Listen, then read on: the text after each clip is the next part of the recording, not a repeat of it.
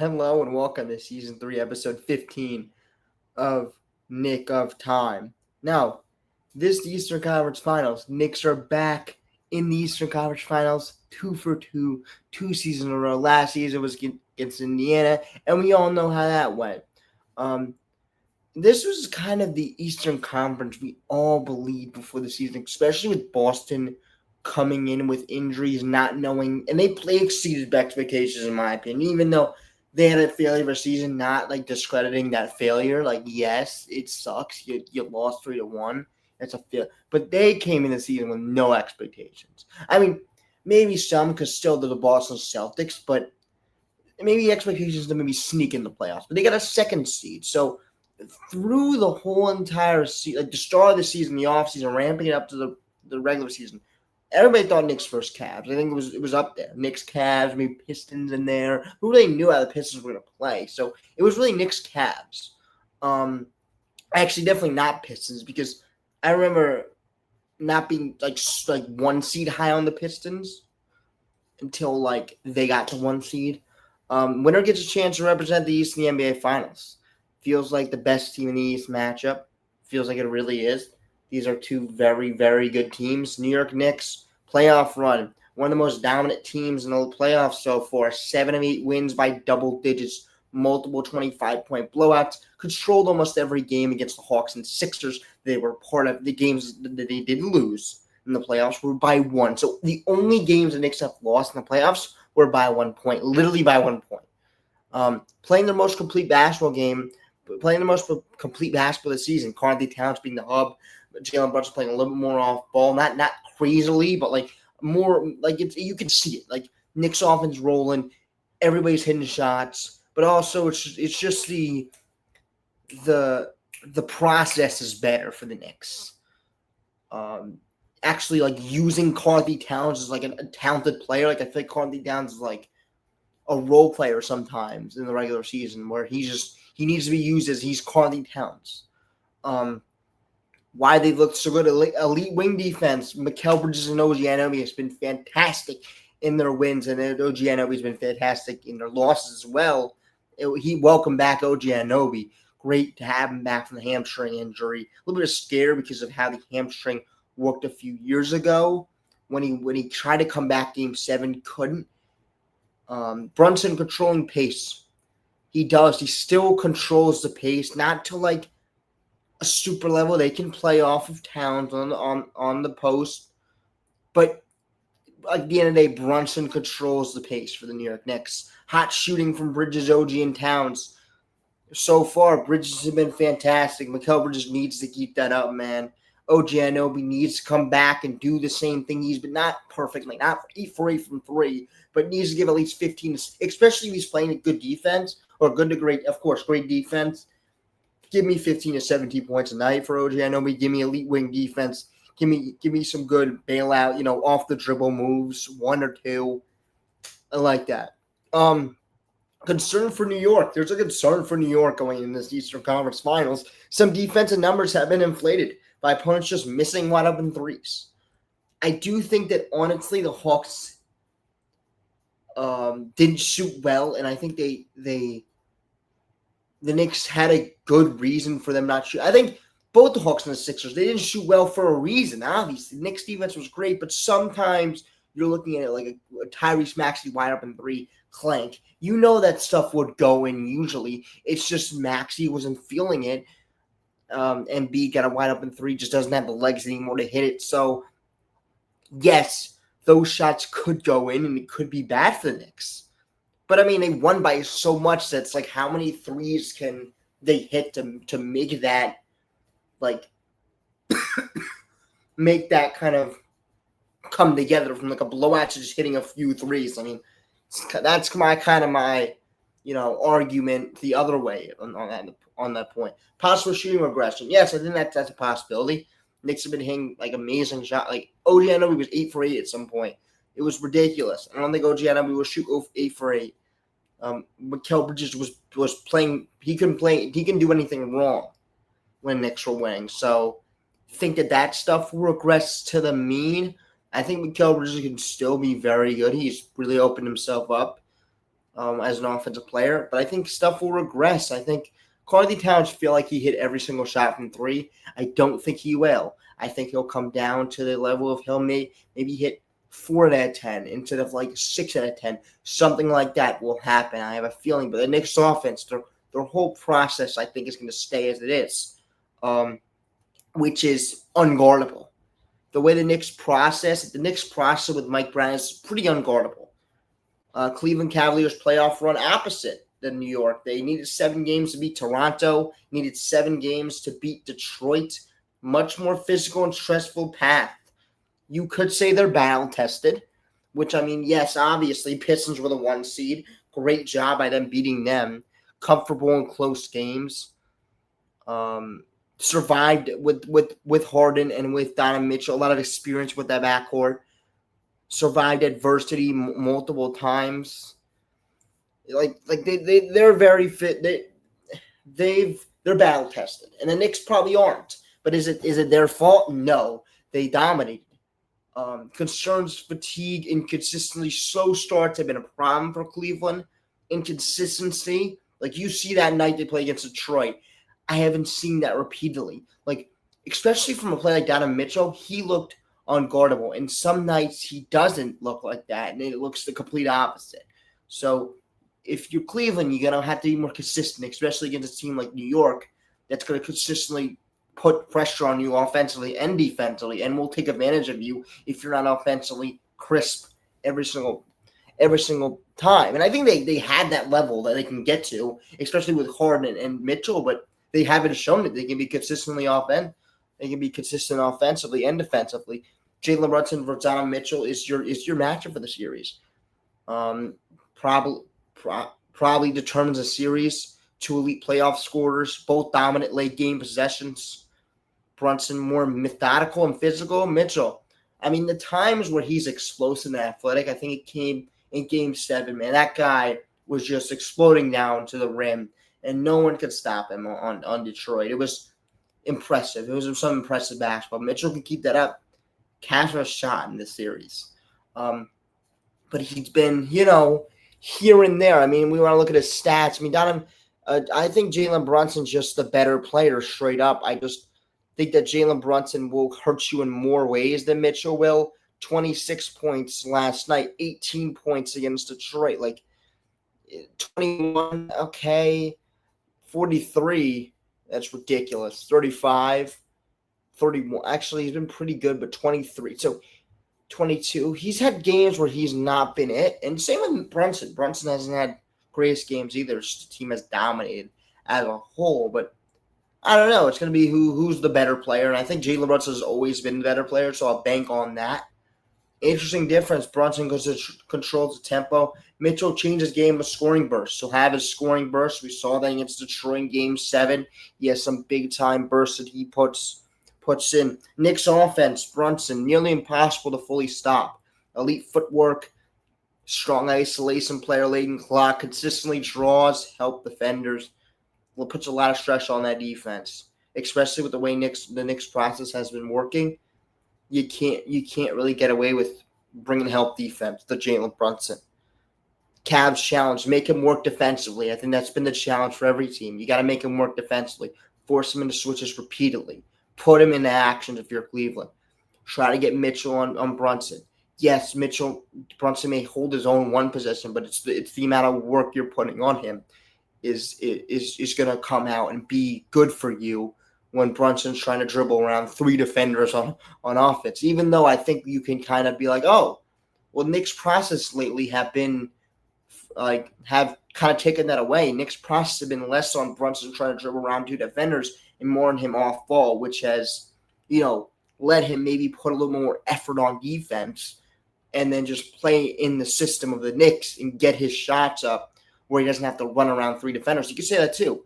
Knicks process will work really well, which is a lot of less of Brunson isolation where he can work defensively, where you don't have to feel like, okay, we have Jalen Brunson, they're going to work him defensively, then Sam nothing offensively. What do you really need him that much? Maybe not. Carly Towns can have the ball on the top of the key, have a lot of players screening for each other. OG, I know we can dive down. Brunson can can come up if necessary at like the 12-second mark. You have that stuff where he can kind of work defensively and still have some room offensively. That's what the Knicks offense process have kind of been great when that level of two. Yeah, let's give Brunson some opportunity to really give some effort defensively. So offensively, uh, let's let Brunson put in some effort defensively. So because our offense is more team centric, like sometimes, especially like I think there's like 25% of the time Knicks are offense are running through everybody. So if that can be happen, 25% of the time Brunson can give 100% defense, 100% effort. So that can really kind of negate that putting Brunson in every action. Yes, he could just be a bad defender, and that will take Cavs advantage too. I think that's an also thing like Jack. Brunson's just a shitty defender. Yeah, I mean, yes, obviously, but I think if Brunson puts in enough effort, he can put enough stops up for the Knicks to just do a good enough job. Karl-Anthony Towns' impact, one of the NBA's rare stretch fives. He's hit every single three he's taken from the top of the key. It's ridiculous. You can't fall off of him for a second. You can't lag off him for a second. He'll hit that three. Pulls opposing centers from away from the basket. Creates huge spacing for New York, especially with how they've been running their offense through Towns. It's a lot of space for cuts for OG Anunoby. He's a freak athlete. I don't really think he's a freak athlete like Mitchell or not that type of freak. But if he dives, there's nothing you can do. Like if he cuts, he's too strong and too athletic for you to really touch him if he gets down the lane. If he cuts really hard. Why he's dangerous. Can score from three, punishes smaller defenders.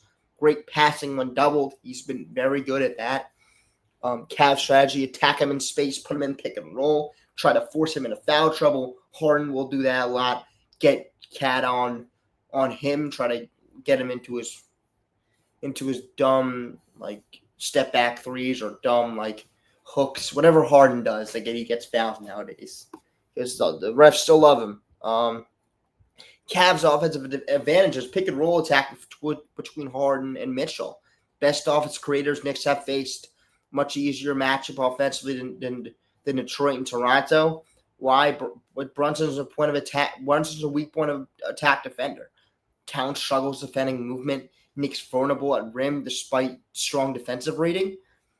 Knicks have allowed lots of open threes, high rim percentage. Opponents simply haven't made enough shots yet. But yeah, I mean, even though Jack Toronto, I haven't heard them being a great defense team. I know they're good, but Jack, aren't the Knicks better since all the ratings? I mean, obviously, like you might be right where the New York could be a better defensive team than Toronto, but when you have Mitchell and Harden, I may have said Garland. I'm sorry because I'm just mixing that up, but you may have had Mitchell and Harden, and that's different than having let's say Kevin Durant on your team. Like that's different. There's a different level. These are guards that will take advantage of the Knicks because the pick and roll will be between Jalen Brunson and Karl-Anthony Towns.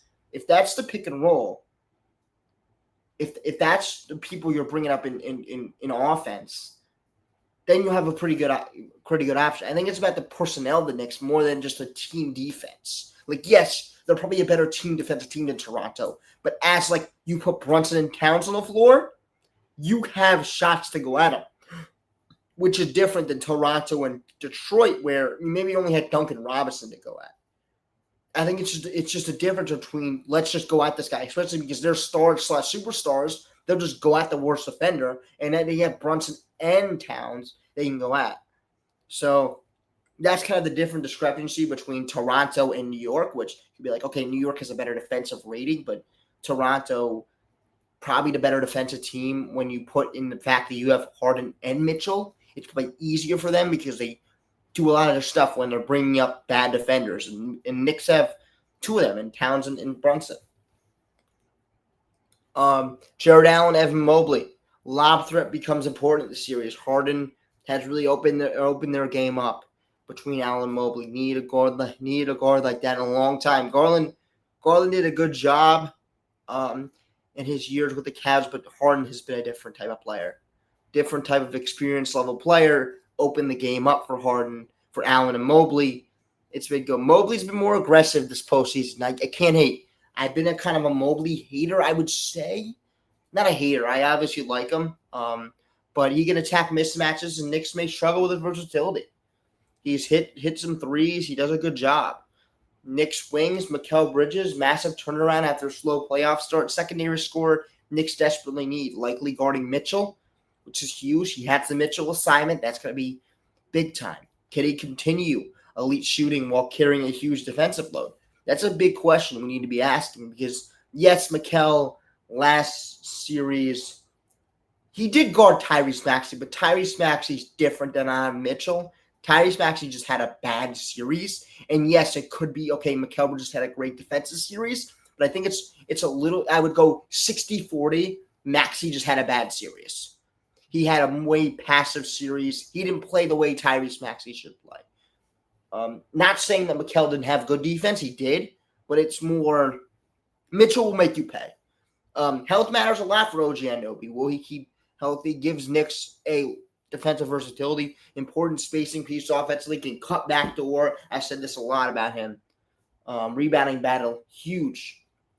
Knicks are one of the best offensive rebounding teams. Mitchell Robinson, Towns, Josh Hart, extra possessions, momentum swings helps Knicks survive cold shooting stretches. Especially that I think I'm predicting Knicks will have some, especially in game one, where they're on a bunch of rest and they just come out after some amazing games they put together. I think they might come out and be a little cold, which offensive rebounds do help that. Just giving professional athletes second chances at shots is just bad.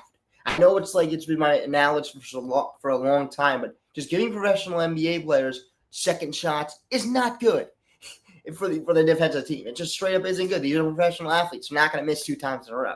Maybe they might, but the Knicks' offensive rebounds have been very good. Historical note, Cavs struggled rebounding against the Knicks in past playoff matchup. Just straight up struggled. Evan Mobley looked terrible. Joe Allen looked terrible on the boards. It was bad for them, at least. It wasn't bad for us. But yeah, I think that's about it. Now, X factors. Getting to X factors. Bridges for the Knicks.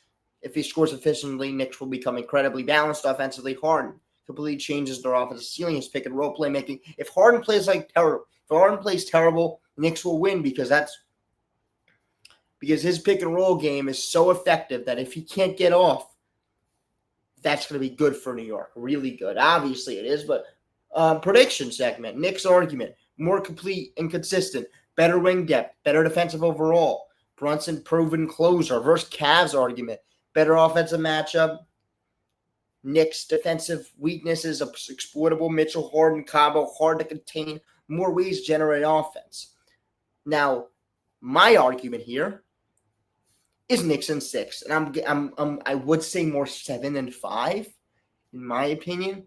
I think the Cavs are going to take a few games from the Knicks.